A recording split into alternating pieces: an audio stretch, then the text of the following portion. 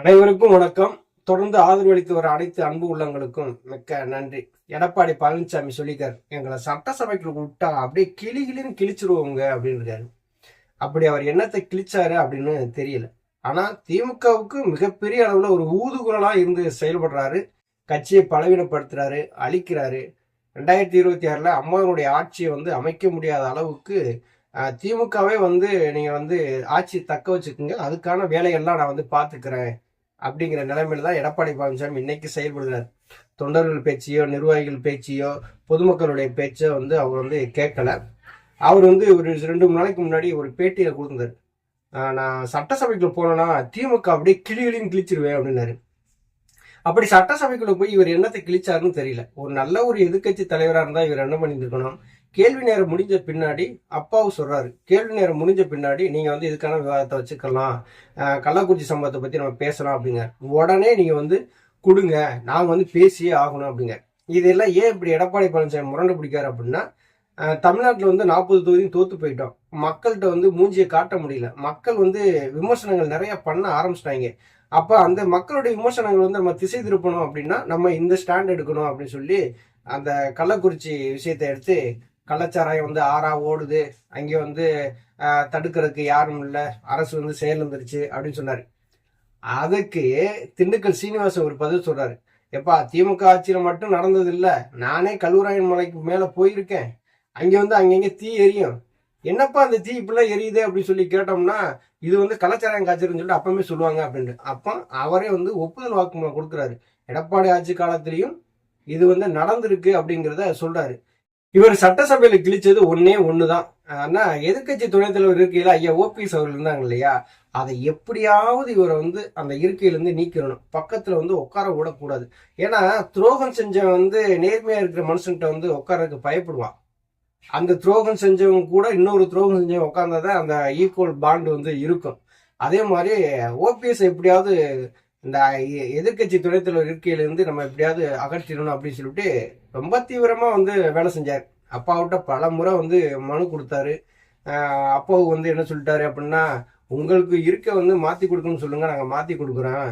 ஆனா ஒருத்தர் இந்த இருக்கையில உட்காரக்கூடாதுன்னு சொல்றதுக்கு உங்களுக்கு ரைட்ஸ் கிடையாது அப்படின்னு சொல்லிட்டாரு.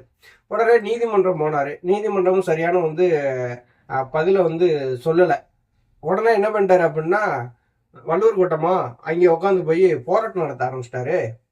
அங்கே என்ன பண்றாரு, திமுகவுடைய ஆட்சி சரியில்லை, நாங்க தான் உண்மையான அதிமுக, எங்களுக்கு இடம் கொடுக்காம ஒரு 4 எம்எல்ஏக்கள் வச்சிருக்கு, அவங்களுக்கு எப்படி கொடுக்க போச்சு சொல்லிட்டு ருத்ரா தாண்டவம் ஆடுறாரு மனுஷன். இதெல்லாம் எதுக்காக ஆடினாரு? இதெல்லாம் மக்கள் பிரச்சனைக்காக ஆடினாரு.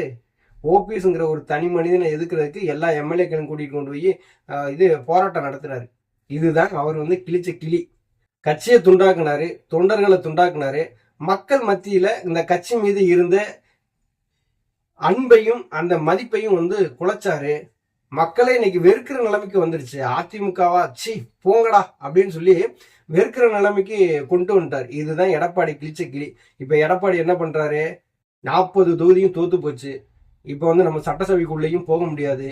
சட்டசபைக்குள்ள இந்த மூஞ்சியை வச்சு போகிறது, ஆளுங்கட்சிக்காரங்கெல்லாம் கெடுத்து கேள்வி வைப்பாங்க. இப்ப இதெல்லாம் நம்ம அரசியல் ஸ்ட்ரெண்ட் அடிக்கணும், நம்ம அரசியல் பண்ணணும், நம்ம இருக்கணுங்கிறத காட்டணுங்கிறதுக்காக தான் கள்ளக்குறிச்சி சாராயத்தை எடுத்துக்கிட்டு ஏதாவது செத்தவங்களுக்கு ஆதரவா நாங்க நிக்கிறோம் அப்படின்னு சொல்லி போராட்டங்கள் உண்ணாவிரதம் எல்லாமே நடத்தினாரு. இதெல்லாம் மக்கள் ஏத்துக்கிறவே இல்லை. நீங்க போராட்டமா இருந்தாலும் உண்ணாவிரதம் இருந்தாலும் நீ நடத்துறது நாடகம் அப்படிங்கிறது பொதுமக்களுக்கு நல்லா தெரிஞ்சிருச்சு. இப்ப என்ன நடக்குது அப்படின்னா, 2026 நம்மளுடைய திமுக ஆட்சி தக்க வைக்கணும் அப்படின்னா எடப்பாடி பழனிசாமியை ஒரு பிணை பொருளா பயன்படுத்திக்கிட்டே இருக்கிறாங்க.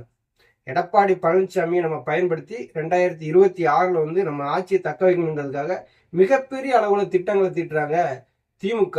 ஆனா எடப்பாடி பழனிசாமிக்கு ஒரு மண்ணும் புரியறது இல்லை. பிளவுபட்ட அதிமுக இருக்கிற வரைக்கும் தான் திமுகவுக்கு லாபம், ஒன்று சேர்ந்துட்டா திமுகவுக்கு லாபம் கிடையாது. அதனாலதான் எடப்பாடி பழனிசாமி கைக்குள்ள போட்டுக்கிட்டு 2026 ஆட்சியை தக்க வைக்கணுங்கிறதுல திமுக மிக பெரிய அளவுல திட்டங்களை தீட்டுறாங்க. இங்க தொண்டர்கள் தான் முடிவெடுக்கணும். இங்க எடப்பாடி பழனிசாமி முக்கியமா, எம்ஜிஆர் உருவாக்கிய கட்சி முக்கியமா அப்படிங்கிறத தொண்டர்கள் தான் முடிவெடுக்கணும். கிட்டத்தட்ட பாத்தீங்கன்னா 1.5 கோடி தொண்டர்கள் இருக்கிறாங்க. அந்த 1.5 கோடி தொண்டர்கள் கையில தான் இந்த முடிவு இருக்குது. யாரு ஒற்றை தலைமைக்கு வேணும்னு சொல்லி வந்தாரோ அவர் இன்னைக்கு கட்சியை அழிக்கிறாரு. இங்க ஒற்றை தலைமை வேணாம், கூட்டு தலைமை தான் வேணும், தொண்டர்கள் தான் தலைமை பொறுப்புக்கு வர வேண்டும் சொல்லிவிட்டு ஐயா ஓபிஎஸ் ஒரு பக்கம் நினைக்கிறாங்க. ஆனா 1.5 கோடி தொண்டர்கள் ஒரு நல்ல முடிவை எடுப்பாங்க அப்படிங்கிறது நமக்கு நல்லா தெரியுது. எது எப்படி இருந்தாலும் அதிமுகவுல ஓபிஎஸ் நீக்கி அரசியல் பண்ணணும்னு நினைச்சா எந்த காலத்திலும் வெற்றி பெற முடியாது. ஓபிஎஸ் இல்லாத அதிமுகவை தொண்டர்களும் நினைச்சு பார்க்க மாட்டாங்க. உரிமையை மீட்போம், கழகம் காப்போம். ஐயா ஓபிஎஸ் அவர்களுடைய தலைமையில அதிமுகவை நிலைநிறுத்துவோம். நன்றி, வணக்கம்.